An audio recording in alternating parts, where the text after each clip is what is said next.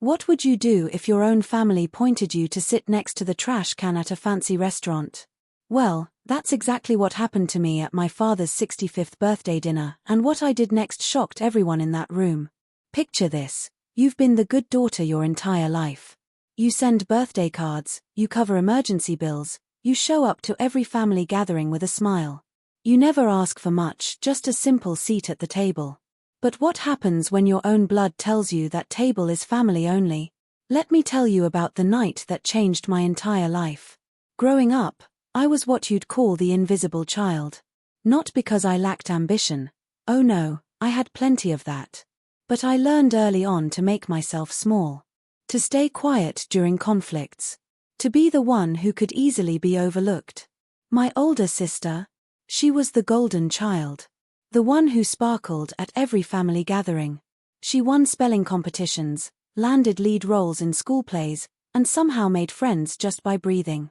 My parents absolutely adored her charm and charisma. Meanwhile, I was the steady one. The reliable daughter who got straight A's but never mentioned them. Who did the dishes before anyone asked. Who learned to change her own flat tire at 16 and didn't make a fuss about it. I don't think my parents meant to forget about me. They just did. Like when they proudly displayed my sister's graduation photos all over the house but somehow forgot to even print mine. Or when they asked her to give the Thanksgiving toast while asking me to pass the gravy. And you know what? I went along with it. Because asking for recognition felt too much like begging, and I refused to beg for love.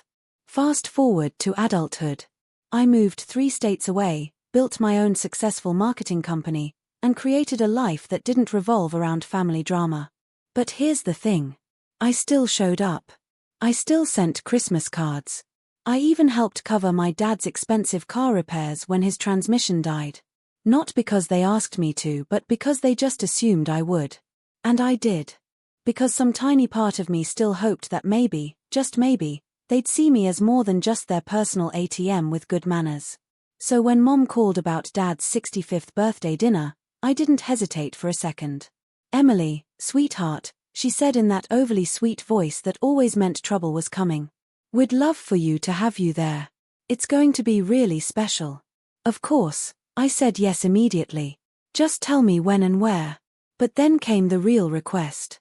"We were wondering if you could put down the deposit, just to hold the reservation. It's at that fancy place your father loves." How convenient, right? I transferred the money that same afternoon. When I asked who else would be coming, she simply said, "Just family." That word family. It used to mean something to me. Little did I know, this dinner would be the absolute last time I'd ever ask for a seat at someone else's table. The night arrived, and I showed up early like always. The restaurant was gorgeous, soft amber lighting, quiet jazz music, the kind of place where menus don't have prices and the waiters wear earpieces. I wore a beautiful dress I'd been saving for a special occasion and brought a carefully wrapped gift for Dad. I told the hostess my name, and she guided me upstairs to the private dining area. The moment I walked in, I froze. Everyone was already there. My sister looked effortlessly stunning in her cream dress. Mom was wearing her best pearls. Dad was laughing at something my cousin said, his eyes sparkling with more joy than I'd seen in years. But here's the thing, no one even looked up when I entered. Then I saw the main table. This long, elegant mahogany piece lit by hanging chandeliers. Beautiful place cards, cloth napkins, champagne glasses already half full. 15 seats, all completely taken. And then, off to the right, I spotted it. A flimsy folding chair pushed against the wall, right next to a bus cart and a trash bin that reeked of old shrimp and lemon peels. That's when my sister turned around, wine glass in hand, and flashed me that familiar smile. "Emily," she announced loudly enough for everyone to hear. "So glad you could make it." I stood there, gift still in hand, smiling back awkwardly. Then she tilted her head toward the corner and said the words that would change everything. "Sorry, but this table's for family only. We set up a special spot for you right over there." Someone actually chuckled. I think it was my uncle. Someone else muttered, "Ouch." And you know what? Not a single person spoke up for me. My own mother gave me a quick wave and immediately looked away. I felt the heat creep up my neck, but somehow my body went on autopilot. I walked over to that folding chair, sat down, didn't even take off my coat. I placed the gift on the floor and told myself not to cry. The waiter came over and asked if I was part of the party. I nodded. He didn't say another word, just set down a glass of tap water and walked away. For the next 2 hours, I sat there in my expensive dress, watching my family laugh, toast, and take photos. My sister gave a heartfelt speech. My mother actually teared up. Dad beamed when she handed him a framed photo from some old family vacation, one that I wasn't even in. Nobody asked if I wanted to order food. Nobody asked me anything at all. I was sitting there, staring at a table I had paid to reserve, wondering how many more dinners I'd have to endure just to feel like I belonged somewhere. Then it happened. The moment that changed everything.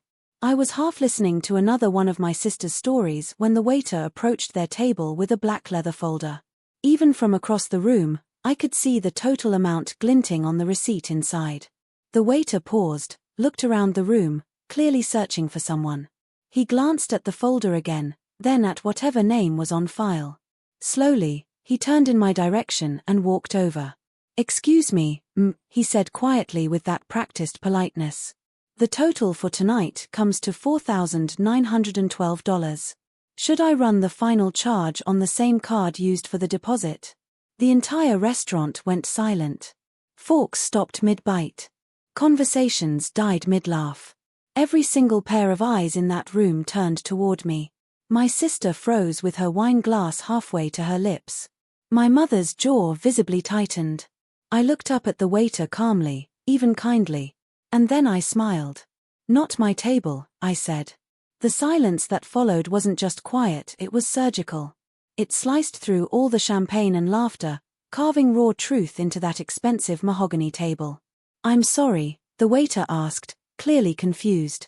"I paid the deposit," I said, loud enough for everyone to hear. "But I was told this table was for family only." Someone gasped. My sister's face turned the color of red wine. "Oh my God, Emily," she hissed. "Don't do this." "I'm not doing anything," I replied. "I'm just following the seating arrangement you chose." My dad cleared his throat and shifted in his chair. "Emily, honey, come on. You already paid half. Might as well just settle the rest." That line stopped me cold. Might as well. The assumption that I'd just take it like I always had. That my silence meant I was okay with being treated like garbage. I stood up slowly. My chair scraped against the floor with a sharp sound that cut through the tension. "You're absolutely right, Dad," I said, my voice low but crystal clear. "I did pay the deposit. I booked this place. I gave up my entire weekend to plan this whole thing." I turned to look directly at my sister. And for that, I got a folding chair next to the trash and a front row seat to being completely ignored. My gaze swept across the entire table. "So now you all get to figure out the rest." And with that, I turned around and walked toward the exit. My heels clicked like punctuation marks against the marble floor. The waiter stood frozen, still holding that leather folder. And for the first time all night, nobody was laughing. I didn't take the elevator.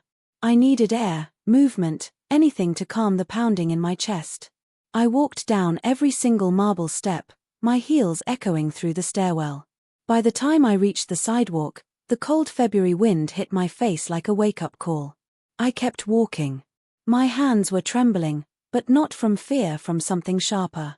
Something that felt like freedom. By the time I got home, my phone was already buzzing like crazy. "Mom, Emily, please call me. We need to talk." "Sister, seriously? You just had to make everything about you again." "Dad, that was completely uncalled for. You embarrassed the entire family." I let the screen go dark. No response. Then at 10:01, a name I didn't expect popped up. Madison. My sister's ex-girlfriend. "Emily." Her voice was soft, almost hesitant. "Yeah, hi. I hope it's okay that I called. I was actually at that dinner tonight." I blinked. "Wait, what?" "I came with my friend Claire. Your sister told everyone I was just someone from her yoga class," she said with a bitter laugh. "Typical." What happened after I left? She completely freaked out. Tried to act like it was all a big misunderstanding. Blamed the waiter, blamed you for being too sensitive, but her face? She knew exactly what she'd done. You humiliated her without even raising your voice. Madison paused. Look, I'm not calling to stir up drama. I just wanted to say. I saw it. I've always seen it. Seen what?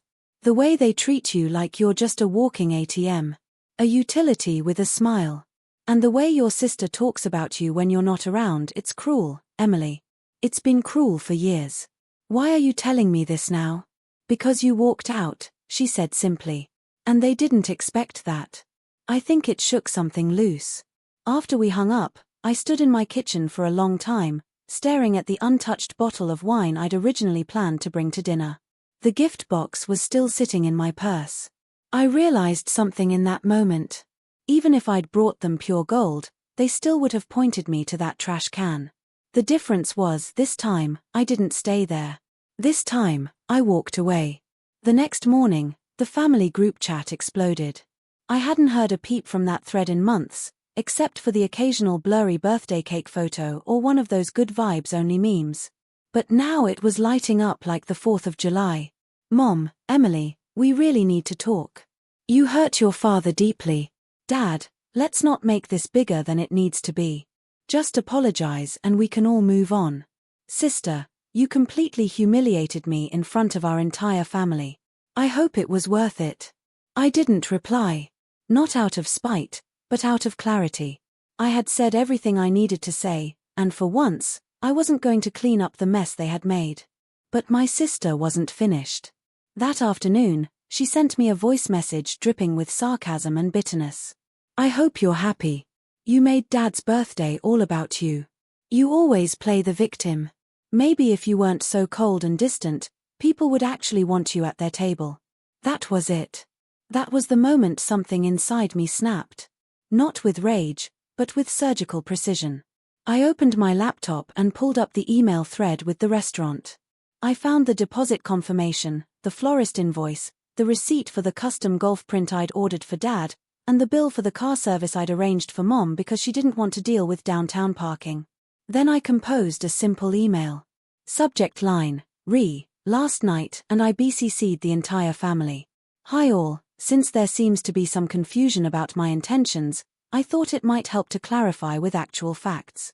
Attached are the receipts for the dinner deposit, floral arrangements, Dad's gift, and Mom's transportation. All of this was handled on my credit card. Nobody offered to reimburse me, and I didn't ask. I did it because I was told this dinner was about honoring Dad. But I was also told quite clearly that I wasn't considered part of the family that night. I won't be covering the remaining balance. I didn't eat. I wasn't seated with the family. I wasn't welcome. And frankly, I'm tired of paying for rooms that won't even offer me a proper chair. Best regards, Emily. I hit send. Within minutes, I got replies from family members who had stayed quiet during the dinner. My cousin, good for you. We all saw what happened. It was cruel. My uncle, I wish I'd had the courage to speak up. I'm sorry. Even my passive-aggressive aunt sent, about time someone said something. But what hit me the hardest was what didn't arrive. No apology from Mom. No acknowledgement from Dad. And from my sister. Complete silence. 2 hours later, I got a message from an unknown number. Hi, this is Claire, Madison's friend. We met briefly at a wedding once. I just wanted to say that your email is making the rounds, and people are talking. They're not on your sister's side this time. I leaned back in my chair, feeling something shift inside me. For years, I had poured my energy into people who only reached for me when they needed something. Now the tide was turning, and I wasn't chasing after it anymore. That night, I opened my banking app and found the shared emergency fund I'd quietly maintained for 4 years. It wasn't much, just under 30,000, but it had been used often. My sister's broken air conditioner. Dad's dental work. Mom's just until the refund comes through moments. They never asked nicely. They just assumed I'd cover it because I always had. I hovered over the transfer button for a long moment. Then I moved the entire balance into my personal savings and closed the joint account permanently. 10 minutes later, my sister called. I let it ring. She called again, then a third time. On the fourth attempt, I answered. "Emily, what the hell?" she snapped. "No hello. No apology. The joint fund is gone. I just tried to pay my car note and I closed it," I said flatly. "You what? You can't just." "I can. And I did." Silence. I paid for the dinner, the flowers, the transportation.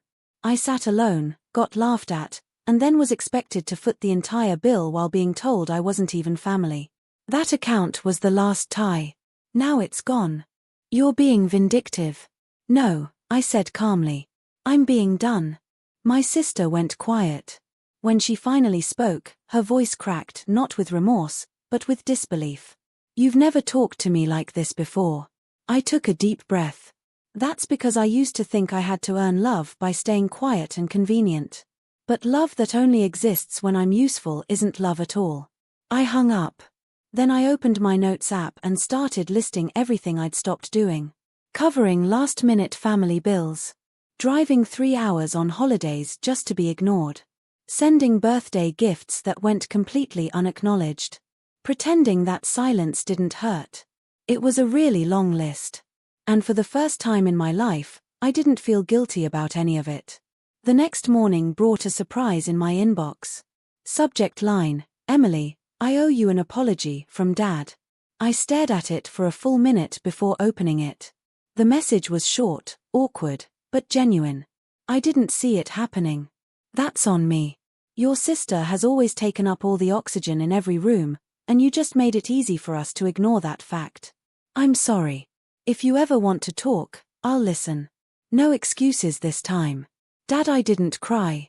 I didn't respond immediately. But for the first time in my entire life, he didn't ask me to fix anything. He just took responsibility. And maybe that was the beginning of something completely new. Not a family reunion, but a recognition of what had been broken for so long. In the weeks that followed, I didn't hear much from my family. The group chat went quiet again. No forwarded jokes, no guilt-laced reminders about keeping the family together. And you know what? It was absolutely peaceful. I started waking up without immediately checking my phone for another crisis I needed to solve. I cooked elaborate meals just for myself. I lit candles while I worked. I took long walks without telling anyone where I was going. I even started seeing a therapist. Not because I was broken, but because I was finally ready to stop pretending I wasn't hurt. I'm not just healing. I'm completely rebuilding myself from the ground up. Here's what I learned: you don't need permission to value yourself. You don't need a chair at their table if you can build your own. And sometimes, the most powerful thing you can do is simply walk away. That dinner changed my life, but not in the way anyone expected. It didn't bring my family together, it set me free. And honestly, I've never been happier sitting at my own table.